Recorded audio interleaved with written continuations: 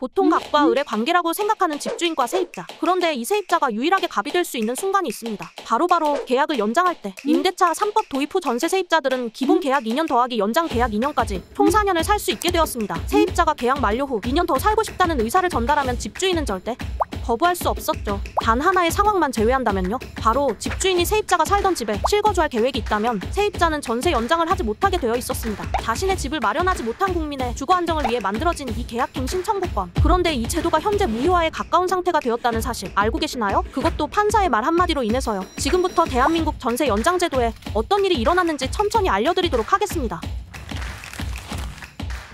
2019년 4월 세입자 A씨는 임대인 B씨로부터 2년간 전세 임대 계약을 맺습니다. 이때는 임대차 3법이 시행되기 전이었기 때문에 전세 세입자는 2년 뒤 이사를 가는 것이 보통이었죠. 임대인 B도 그렇게 생각하였습니다. 그래서 2020년 7월 C씨에게 이 집을 판매한 것이었죠. C씨는 A씨의 계약이 끝나는 2021년 4월 구매한 아파트에 입주할 예정이었습니다. 그리고 2020년 8월 임대차 3법이 실시되었습니다. A씨는 이 집에서 2년 더 살 수 있게 되었어요. 당연히 집주인이었던 B씨에게 2년 더 살겠다는 의사를 내비쳤습니다. 왜냐하면 이때까지도 C씨의 소유권 이전 등기가 완료되지 않아 아직 B씨가 이 집의 주인이었거든요. 그러나 B씨는 A씨의 계약갱신 청구권을 거절하였습니다. 새로운 집주인이 이곳에 실거주할 예정이기 때문에 계약 연장을 할 수 없다고요. 그리고 자신의 의사를 강하게 전달하기 위해 A씨 앞으로 내용 증명서도 보냈죠. 이사를 가고 싶지 않은 A씨와 반드시 이 집에 입주해야만 하는 새 집주인씨. 결국 이 두 사람은 법정 앞에 서게 되었습니다.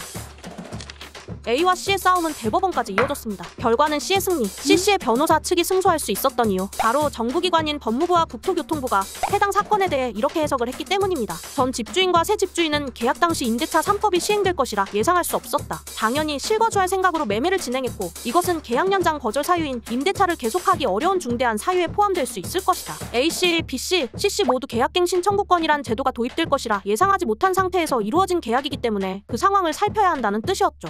네, 여기까지는 이해가 됩니다. B와 C씨 입장에서는 계약 당시와 계약 후의 상황이 완전히 달라진 거니까요. 그런데 문제는 재판부의 이 판결입니다.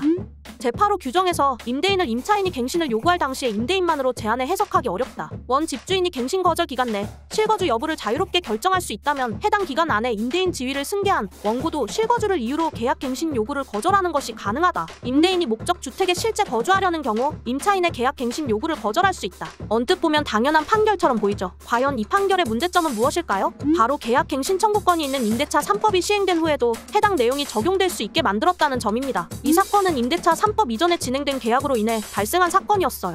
그런데 이 사건에 대한 판결을 다른 사건에도 적용시킬 수 있도록 판결을 내린 것이에요. 임대차 3법 이후에 진행된 계약까지 말이죠.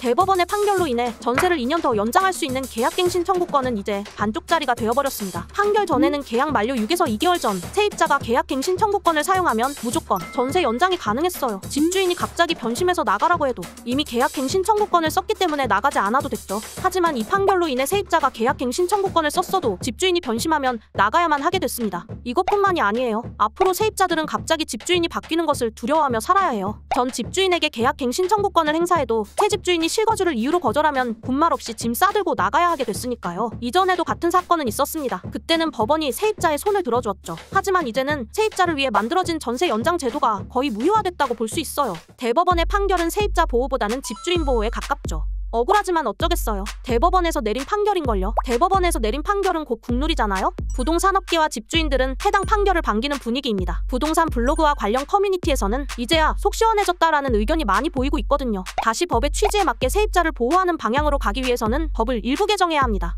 잘 알려져 있듯이 이것은 시간이 아주 오래 걸리는 작업이죠. 몇 개월 혹은 몇 년씩 걸릴 수도 있습니다. 그 시간 동안 법의 보호를 받지 못하는 세입자들은 늘어나게 되겠죠. 금리 상승으로 인해 부동산 매물은 나날이 늘어나는 추세입니다. 서울만 해도 2022년 시장에 나온 아파트 매물이 작년 대비 48.5%나 늘어났어요. 전국에 쌓인 매물은 43만 건이나 되죠. 이게 무슨 뜻이냐고요? 세입자 입장에서 집주인이 갑자기 바뀌는 일이 지금보다 더 많을 것이란 겁니다. 아니면 집주인이 갑자기 변심해서 내가 들어가 살 테니 당장 나가라고 세입자를 쫓아내는 일이 늘어날 수도 있거나요.